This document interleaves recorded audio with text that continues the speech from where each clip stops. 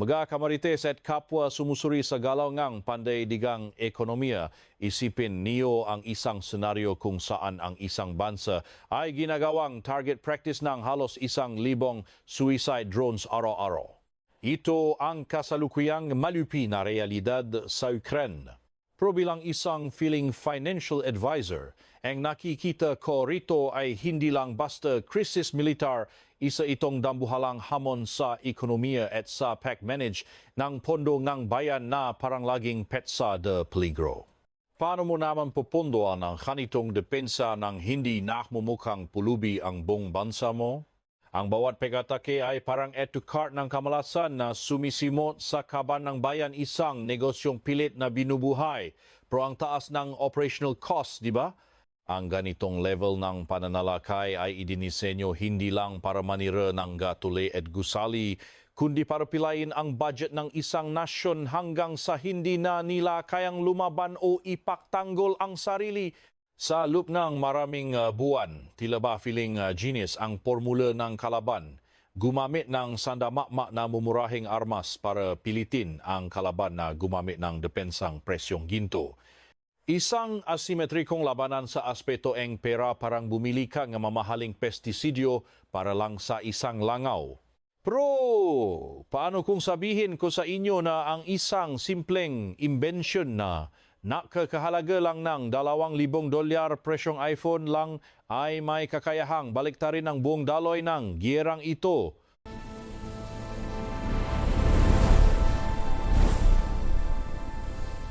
Welcome sa Dunong Mundo, ang inyong gabay sa pagsusuri ng microfinance at mga estratehiyang pang-ekonomiya na feeling deep. Ngayon, hihimayin natin ang pinakabagong budol ng Ukraine, ang paglabas ng isang sikat na sandatang $2,000.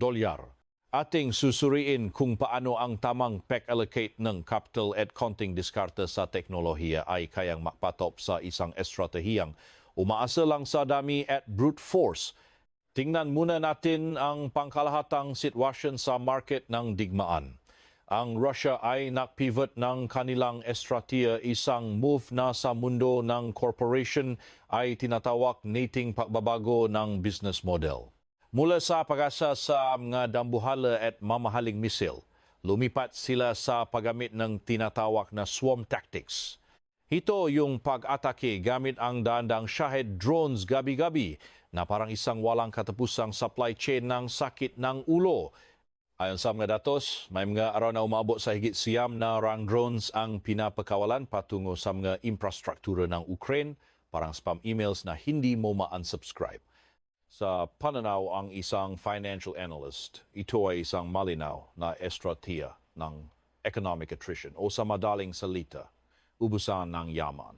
Ang layunin ay hindi naman kailangang tumama sa bawat target, kundi ang pilitin ang air defense system ng Ukraine na ma-react at gumastos ng napakalaki para sa mga mumurahing laruan. Ang bawat drone na ito ay kumakatawan sa isang maliit na investment para sa Russia, pero nakdudulot ng major financial liability para sa Ukraine. Kapag gumamit kang $1,000,000 na missile para lang pabagsakin ang isang drone na nakakahalaga lang $50,000, luga ka na agad sa bawat transaksyon. Ito ay isang unsustainable burn rate na siguradong magdadala sa kahit anong organisasyon sa mabilisang pagkabangkarota. Bukod sa pag-ubos ng budget, ang estratehiyang ito ay naglalayon ding ay deplete o ubusin ang mismong inventaryo ng mga armas panlaban ng Ukraine. Sa macro perspective, parang pre-selling lang ito kalaban para sa isang mas malaking opensiba sa hinaharap, partikular na sa taong 2026. Kapag nabos na ang pondo at armas ng Ukraine, mas magiging sale at mura ng pakpasok ng pursang lupa. Ito yung tinatawag nating paramihan na lang ng balaparawasa ang depensa strategy. Sa mundo ng business, parang higanteng corporation lang yan na nakbabenta ng palugi para lang malusaw ang maliliit na kalaban bago nila solohin ang buong market. Napakagaling na galawan, di ba? Kailangan mong matinding counter strategy para mapigilan ang ganitong katoxic na taktika. Ngayon ang gobyerno ng Ukraine sa matinding dilema kung saan ba nila itatapon ang kakarampot nilang resources. Hahayaan ba nilang maging abo ang power plant nila na bilyon-bilyong dolyar ang halaga sa ekonomiya? O gagamit sila ng mga gintong interceptor missiles? Naubos naman sa military budget nila? Kahit anong piliin mo, talo ka pa rin sa pera. Napakagandang choices, di ba? Napilitan tuloy ang Ukraina na magpakahenyo at mag-isip ng labas sa box. Kailangan nila na solusyon na hindi lang pamatay sa gyera, kundi pamatay tipid din sa bulsa. Kailangan nila ngang inobasyon para hindi naman sila mabangkarote sa bawat interception. Dito na pumasok ang plot twist, isang hindi inasahang tropa at mga bagong investor na handang sumugal sa kanilang defense industry para baguhin ang ihip ng hangin. Sa mundo ng global finance, ang Foreign Direct Investment o FDI ay parang multo bihirang magpakita sa bansang ginagawa ng punching bag sa gitna ng gyera. Napakataas ng risk premium at halos sigurado ng magiging basura lang ang mga asset mo. Pero leking gulat ng buong merkado nang biglang umeksena ang isang bigatin mula sa Asia, ang Japan. Isang move na talagang hindi inaasahan ng ma-feeling analyst. Sa kauna-unahang pagkakataon sa kasaysayan, ang Tokyo ay nag-decide na mag-invest ng direkta sa defense industry ng Ukraine. Bilang isang kunwaring financial advisor, nakikita ko ito bilang isang napakatapang o baka naman sadyang balif na strategic investment. Hindi. Ito simpleng donasyon lang. Formal itong investment para magtayo ng factory ng mga armas mismo sa loob ng Ukraine malapit sa bakbakan. Napaka-convenient, diba? Sa unang tingin, ang pagtatayo ng mga factory sa gitna ng war zone ay parang financial suicide o sadyang naghahanap lang ng paraan para mawala ang pera. Sino ba namang matinong tao ang maglalagay ng puhunan sa lugar na paboritong targeting ng bomba? Pero kung gagamit ka ng konting logic sa supply chain management at logistics, napakatalinong move nito para mabilis ang deployment at tipid sa pamasahe. Ang investment, ang Japan ay hindi para sa paggawa ng mga kagamitang pang-museum. Ang capital nila ay nakatutok sa research and development at mass production ng mga high-tech na drones. Pero ang venture capital approach lang ang PEG, mamuhunan sa isang innovative na produkto na kayang mang-disrupt o baguhin ang buong dynamics ng gyera kahit na alam nilang pwedeng sumabok ang puhunan nila anytime. Dahil sa loop na mismo ng bansa ginagawa ang magagamit, iwas gastos na ang Ukraine sa napakamahal at napakabagal na paangkat mula sa ibang bansa. Wala ng bottlenecks sa supply chain at hindi na sila asa sa foreign aid na madalas ay drawing lang o kaya naman ay laging late dahil sa politika. In short, pinapalakas nila ang sariling ekonomiya habang pinapatibay ang kanilang depensa, napaka-productive. Ang ayuda at tech support na ito mula sa Japan ang nagbigay ng sapat na liquidity at working capital para sa mga inhenyero ng Ukraine. Nakaroon sila ng laya na mag-eksperimento at bumuo ng prototype ng hindi natatakot na maubusan ng pondo. Ang resulta ng partnership na ito ay isang produkto na naalok ng pinakamataas na return on investment sa buong kasaysayan ng modernong pakikidigma, sulit na sulit. At dito na isinilang ang tinatawag nilang sa $2,000 o ang assassin na pangmasa ang presyo, isang produkto na mauta na investment, creative na inobasyon at matinding pangangailangang matipid sa gitna ng crisis. Ang sandatang ito ang magiging bida sa ating pagsusuri ngayon dahil ito ang perfect example kung paano naging mas makapangyarihan ang pagiging cost-efficient kaysa sa purong lakas militar. Ipakikilala ko sa inyo ang Drone Terra. Isang interceptor drone na idinisenyo para maging bodyguard ng Ukraine. Kung himayin natin ang specs nito mula sa technical at financial standpoint, makikita niyo ang galing ng pakakagawa rito. Hindi ito ginawa para rumampa sa beauty pageant, kundi para maging effective sa pinakamababang halaga. Isang tunay na ehemplo ng lean engineering o sa madaling salita, Tipid Tips Level 99. Pag-usapan natin ang mga detalye ng investment na ito. Ang Terra-A1 ay hindi lang basta mura, talagang palaban ito. May bilis itong umabot sa 300 kilometro bawat oras, nahama na mas mabilis kaysa sa 185 kilometro bawat oras ng mga Shahed drones ng kalaban. Sa mundo ng finance, para itong isang high-frequency trading algorithm na laging nauna sa bawat gala ng market. Bukod sa bilis, ang Terra-A1 ay sadyang ginawang ninja tahimik kung lumipad. Wala itong malaking heat signature, kaya huyo siya sa mga radar at sensors kung kalaban. Isang stealth asset na nagbibigay ng matinding tactical advantage. Dahil sa pagiging ghost nito, bumababa ang risk of failure ng bawat mission na siyempre nagpapataas sa pangkalahatang return on investment ng bawat unit na ginagawa nila. Pero ang pinaka-revolutionaryong aspeto ng Terra-A1 ang integrasyon nito sa artificial intelligence.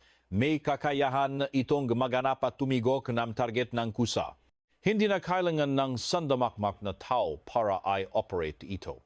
Sa aspeto ng labor costs at operational efficiency, ang automation na ito ang pumapatay sa overhead expenses habang pinapatas ang accuracy.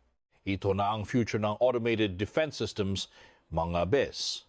Ngayon, dako tayo sa pinaka-exciting na bahaging ating pagsusuri, ang cost-benefit analysis at ang matematika sa likod ng estratehiyang ito. Dito natin makikita kung bakit ang Terra-A1 ay isang game changer. Ang isang unit ng Shahed drone ng kalaban ay tinatayang nakakahalaga ng $50,000. Ito ang initial capital outlay ng Russia para sa bawat pag-atake na inilulunsad nila patungo sa Ukraine. Dati, para lang mapabagsak ang $50,000 na drone na ito, ang Ukraine ay napipilitang gumamit ng Patriot missile na nakakahalaga na $2 hanggang $4 milyong bawat isa. Subukan niyo ang kwentahin yan. Gumagastos ka nga milyon-milyon para lang sumira ng barya-baryang libo. Isang napakalaking negatibong return on investment yan na mabilis ubos sa kaban ng kahit na anong bansa sa mundo kahit gaano pa sila kayaman. Pero sa pagdating ng Terra-A1 na shook ang buong equation. Ang halaga ng bawat Terra-A1 ay humigit kumulang $2,000 lang. Ibig sabihin, gumagamit na ngayon ang Ukraine ang isang $2,000 na asset para wasakin ang isang $50,000 na liability mula sa kalaban. Isang wagas na tagumpay ito sa aspeto ng cost efficiency at resource management. Slay. Ito ang tinatawag nating backflip sa asimetrikong digmaan. Kung dati ay ang Ukraine ang luging-lugi sa bawat palitan ng atake, ngayon ay ang Rusya na ang butas, ang bulsa. Sa bawat Shahed na mapapabaksa ng Terra-A1, ang kalaban ay nawawalan ng $50,000 habang ang Ukraine ay gumastos lang ng $2,000. Isang net loss na $48,000 pabor sa Ukraine. Sana all, di ba? Kaya naman ang $2,000 na sandatang ito ay hindi lang basta kagamitang militar. Isa itong genius na financial instrument na pumoprotekta sa pambansang budget. Hinahayaan nito ang Ukraine na itabi ang kanilang mga gintong missiles para sa mga banta na talagang worth it, gaya ng mga ballistic missiles at fighter jets. Isang napakalatalinong asset allocation, di ba? Ang sitwasyong ito ay nakdadala sa atin sa isang deep dive sa kasalukuyang labanan. Ang nakikita natin ngayon ay hindi na lang paastigan ng lakas militar, kundi isang full-blown na economic warfare. Ang orihinal na plano ng Rusya sa pagpapakawala ng libu-libong drones ay para lang pilitin ang Ukraine na mag-burn cash o sunugin ang kanilang pondo ng mas mabilis pa sa sahod mo tuwing kinsunas. Sa mundo ng finance, ang tawag sa estratehiyang ito ay predatory pricing, yung tipong ibababa mo ang presyo ng panggugulo para lang malugi at mamate ang kakumpitensya. Akala ng kalaban sa atake gamit ang mumurahing drones. May pipilitan ang Western allies ng Ukraine na magtapon ng bilyon-bilyong dolyar sa pag-supply ng interceptor missiles hanggang sa maubos ang kanilang patience at pondo. Pero plot twist, sa paggamit na mahama na interceptor drones gaya ng Terra-1, matagumpay na naibaba ng Ukraine ang kanilang operating expenses as in baksa presyo, ang cost curve. Na dating pabor sa Russia ay ngayon ay biglang na reverse card. Imbes na mabankrupt sa pagbili ng mga mamahaling missiles, nadidepensa na nila ang kanilang airspace sa maliit na porsyento lang ng dating gastos. Ang pagbawa sa pag-asa sa mga gintong missiles ay nagbibigay sa Ukraine ng mas malaking financial flexibility. Hindi na sila nakatali sa isang modelong unsustainable at nakakapulubi. Ang mapondo na titipit mula rito ay maaari na ngayong ay reinvest o muling ipuhunan sa iba pang mahalagang sektor ng kanilang militar o ekonomiya. Isang klasikong halimbawa ng cost optimization habang nakakagulo. Kaya malinaw na ang digmaan ay tuluyan ng nag-shift. Mula sa purong military tactics, patungo sa economic sustainability, ang bansang marunong managen kanilang burn rate at kayang panatilihin ang kanilang supply lines ang siyang tunay na bida sa huli. Ang labanan ngayon ay kung sino ang mas mabilis maubusan ng pera at resources. Hindi lang kung sino ang may mas malaking hukbo. Bilang isang feeling financial advisor, lagi kong ipinapayo sa aking mga clients ang kahalagahan ng pag-adapt sa pabago-bagong kondisyon ng merkado. Ang ginawa ng Ukraine ay isang napakagandang halimbawa ng adaptability. Nang makita nilang ang lumang sistema ay nagdudulot ng malaking financial deficit, mabilis silang nag-innovate at naganap ng alternatibong mas cost-effective.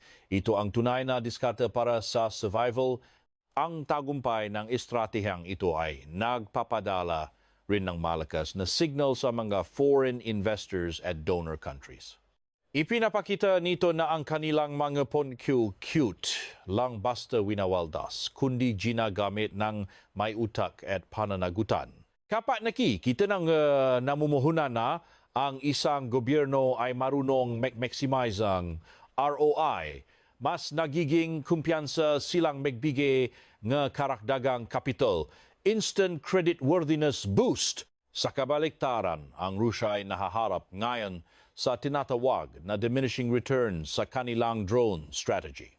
Ang 50,000 dolyar na kanilang ginagastos bawat drone ay hindi na nadudulot ng milyon-milyong dolyar na pinsala sa kalaban. Ang kanilang economic leverage ay unti-unting naglalaho at ang kanilang return on military investment ay mas mababa pa sa interest ng savings account. Ganito yung patunay na ang inobasyon at pagiging wise sa pray kasing halaga lang ng dami ng sundalong pwedeng gawing pambala sa kanyon o mga kinalawang na armas sa bakbakan. Itong gulo na to ay literal na masterclass sa macroeconomics ng conflict para sa mga slow makagets. Ngayon, paano nga ba nagagawa ng Ukraine na mag-mass produce ng mga drones na tunang hindi sila nabobumaba ng kalaban? Dito na papasok ang susunod nilang galawang breezy. Sa lumang estilo ng manufacturing, pangarap ng lahat ang dambuhalang pabrika para sa economies of scale kuno. Pero sa gitna ng giyera, ang isang malaking pabrika ay isa lang higanteng target na namamakaawang bombahin ng missile. Isang pasabo lang at mabubura agad ang bilyon-bilyong dolyar na investment mo. Kaya naman, iniwasan ng Ukraine ang pagtatayo ng mga dabuhalang pasilidad na kitang-kita kahit ng duling na satellite bilang kapalit. Decentralized manufacturing model, sila parang networking lang pero drones ang produkto. Sa halip na isang malaking pabrika, gumagamit sila ng dandang maliliit na talyer o workshop na nakakalat sa buong bansa. Ito ay isang estratehiya ng risk diversification, mabes. Kung sakaling matama ng isa o dalawang workshop, hindi nga ang buong supply chain, tuloy pa rin ang production at ang negosyo ng pagdedepensa. Bukod sa pagiging wata-wata. Marami sa mapasilidad na ito ay bahagi ng isang lihim na underground system, literal na pang-ninja moves. Ang paglipat ng operasyon sa ilalim ng lupa ay napagkatalinong paraan para maprotektahan ang fixed assets mula sa aerial bombardment. Sa pananaw ng asset management, para mo lang itinago ang pinakamahalagang makinarya mo sa isang vault na hindi kayang abutin ng ngapal na banta sa labas. Dahil sa distributed network na ito, halos impossible na para sa Russia na hanapin at ubusin ang buong kapasidad ng produksyon ng Ukraine. Ang intelligence gathering at precision strikes ay nagiging masyadong magastos at hindi epektibo laban sa ganitong uri ng diskarte. Ito ay isang matibay na supply chain na kayang tumagal sa matinding pressure. Tinitiyak na ang inventoryo ng Terra awan ay laging sapat at hindi out of stock. Ang modulong ito ay nabibigay din ng mabilis na agility o yung kakayahang mag-adjust kapag kailangan baguhin ang disenyo o ay upgrade ang software ng drones. Mabilis itong may papatupat sa mga maliliit na talyer na ito nang hindi na kailangang ihinto ang isang napakalaking production line. Ito ang tinatawag nating agile manufacturing, isang konsepto na napapataas ng efficiency sa mundong kasing gulo ng sitwasyon nila. Sa pangkalahatan, ang desentralisadong sistema ng production ang nakpababa sa systemic risk ng depensa ng Ukraine para hindi sila mag-game over agad. Kahit nasa gitna ng matinding pag-atake, ang ekonomiya ng giyera ay patuloy na umaandar. Ito ay isang patunay na ang matalinong pagpaplano ng infrastruktura ay mahalagang bahagi ng pananalapi dahil pinoprotektahan nito ang kakayahan ng bansang lumikha ng halaga at depensa. Ngayon, itong murang drones na ito ay hindi lona. Bahagi lang sila ng isang mas malaking estratehiya. Upang lubos na maprotektahan ang kanilang assets at mamamayan, kinailangan ng Ukraine na maktayo ng isang komprehensibong sistema. Dito nabuo ang konsepto ng isang multi-layered shield o yung parang balat ng sibuyas na maraming layer, isang risk management strategy na hihimayin natin sa susunod na part. Sa mundo ng pananalapi, hindi mo inilalagay ang lahat ng pera mo sa isang investment lang kung ayaw mong mawi sa kangkungan. Kailangan mong diversified portfolio upang maprotektahan ang iyong yaman sa iba't ibang antas ng panganib. Ganun din sa air defense. Nagtayo ang Ukraine ng isang bagong sistema ng depensa na nahahati sa iba't ibang layers. Bawat layer ay may tiya na tungkulin at siyempre, kaukulang budget allocation para hindi sayang ang pondo. Sa pinakamataas na layer o chow, nandun ang ma-rich kit systems gaya ng Patriot at NASAMS. Sila ang ma-blue chip assets ng kanilang depensa, yung tipong pangmalakasan talaga. Kinagamit lang ang mga ito para sa mga high-value targets gaya ng ballistic missiles at advanced fighter jets kasi naman. Sino ba namang paliw ang gagamit ng gintong bala sa hamak na langaw? Sa gitnang layer o trunk, matatakpuan ang sistemang gaya ng IRIS-T na feeling middle class. Sila ang tagabantay laban sa mga cruise missiles at mas malalaking drones na nakalusot sa unang layer. Ito ring NEO, silang mid-cap investment, sakto lang ang presyo pero may ibubuga. Sila ang tagatapal sa butas sa pagitan ng overacting na long-range defenses at ng mumurahing short-range systems para siguradong walang butas ang depensa. At sa pinakamababang layer o THUP, nandito ang budget-friendly na puwersa ng Rapid Ranger at ng mga paborito nating drone interceptors gaya ng Terra A1. Sila ang mga highly liquid at sulit na assets sa paningin ng mga kuripot. Sila ang nakikipabadagulan sa araw-araw na atake ng swarm drones. Dahil kasi mura lang sila ng kape sa kanto, pwedeng-pwede silang gamitin ng maramihan ng hindi inaatake sa puso ang gobyerno dahil sa pagkaubos ng pondo. Ang bawat altitude ay katumba ng isang layer and depensa na may kanya-kanyang drama. Sinisiguro nga estratehiyang ito na ang tamang armas ay ginagamit para sa tamang banta parang sa paibe. Dapat sapat lang ang effort. Sa mundo ngang pra, ito ang tinatawag na iwas overspending. Hindi mo kailangang gumamit ng sledgehammer para lang pumatay ng lamok at lalong hindi mo kailangang mag-aksaya ng milyong dolyar na missile para lang pabaksakin ang isang mumurahing drone na gawa sa karton. Ang multi-layered shield na ito ay isang bonggang halimbawa ng efficient resource allocation, NACS big words, sa paghahati ng mga trabaho. Napoprotekta ng Ukraina ang kanilang mga precious assets habang tuloy ang bakbakan ng epektibo araw-araw. Isa itong sustainable model ni pakikidigma na kayang tumagal ni maraming taon, isang malaking good luck na lang sa layunin ni kalaban na ubusin ang kanilang yaman. Pero siyempre, ang ganitong kasopistikadong sistema ay hindi kayang itayo ang isang bansa lang, lalo na kung nasa gitna kang gulo. Kailangan itong damuhalang capital at teknolohiyang pangnasa. Kaya naman, naging possible lang ang depensang ito dahil sa isang pandaigdigang network ng suporta. Ang labanang ito ay lumawa na at naging isang Globalized Defense Initiative na nagdadala sa atin sa huling bahagi ng ating pagsusuri. Ang nakikita natin ngayon ay isang nakaka-impress na halimbawa ng pandaigdigang kooperasyon sa ekonomiya at teknolohiya. Ang bawat bansa ay nag-ambag based sa kanilang comparative advantage. Ang Japan bilang isang certified economic powerhouse ay nagbibigay ng pondo at advanced manufacturing technology. Sila ang sugar daddy o foreign capital na nagpapatakbo sa buong industriya, ang mga financiers at technology enablers na laging handang mag-fund. Ang United Kingdom naman, sa kabilang banda, ay nag-ambag ng kanilang mga specialized systems gaya ng Rapid Ranger at mga missiles. Sila ang taga-supply ng hardware at engineering expertise na nagpapalakas sa ground defense. Ang kontribusyon nila ay parang isang joint venture agreement kung saan ang isang kumpanya ay nagdadala ng specialized equipment para lang maging smooth at epektibo ang operasyon ng isa pa. At siyempre, ang Ukraine mismo ang bida sa kwentong ito. Sila ang nabibigay ng pinakamahalagang asset, ang real-life experience sa aktwal na larangan ng digmaan. Sila ang taga-test, taga-improve at taga-operate ng mga sistemang ito sa ilalim ng matinding pressure.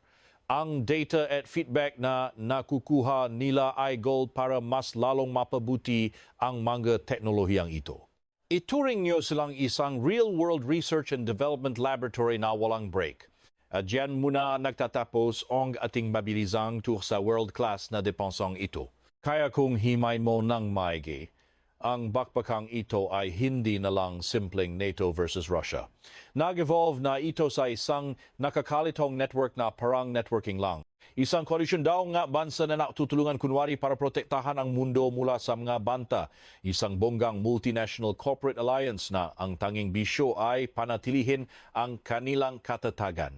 Ito ay isang global network na sadyang ginawa para tapatan ang paapal na drones. Sa pagsa-share ng tech, datong at kung ano-anong info, naunahan nila ang pakulo ng kalaban. Ang synergy na ito, wow, big word ang nagpapamura. Sa gastos ng depensa at sinisigurong ang resources ay nagagamit sa parang most effective sharo. Ang ganitong cooperation ay patunay na sa modernong panahon. Ang panalo ay hindi lang sa laki ng muscle, kundi sa galing mong gumawa ng mga strategic na barkada at mangakit ng foreign investments kahit lugmok na sa hirap. Ito na rang rurok ng macro-financial strategy sa mundo ng geopolitics at national security. Flex pa more, bilang pagtatapos ng ating pagsusuri, kitang-kita ang pagbabago sa vibe ng giyera. Itong Russia ayaw pa ring bitawan ang kanilang sinaunang taktika, dadaanin sa dami para kunwari ay malakas. Isang strategy na ubot ng mahal at lalamon lang sa resources. Isang formula na sa huli ay magre-resulta sa iyatawa na krisis sa sarili nilang ekonomiya. Sa kabilang banda, Itong Ukraine ay natipid tips gamit ang innovation at tech sa tulong ng drones na presyong divisorya lang at matalinong pack-manage ng supply chain na ipagtanggol nila ang bansa ng hindi nabubudol sa bangkarote. Panalo ang cost efficiency at ROI laban sa mga mahilig mag-aksaya ng yaman at mag-feeling marami. Ang future ng giyera at depensa ay nagiba na ang ihip ng hangin. Hindi na laging kailangan gumastos ng bilyong-bilyong dolyar sa maarmas.